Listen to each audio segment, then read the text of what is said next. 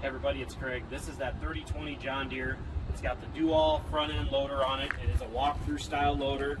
It is a PTO driven pump on the back. As we've shown in the videos, the loader works good. They did have to change a hose on the bucket, so the bucket may have a little bit of air still in the hoses. That's why it's a little slow, because they just changed the hose recently. Tires got pretty good tread, but they are showing some weather checking, as you can see, starting to crack.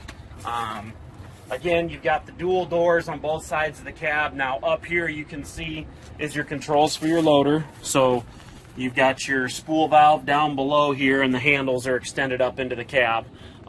Really nice cab. It's a year round, but they have added some foam and everything to insulate that cab, kind of keep the noise down.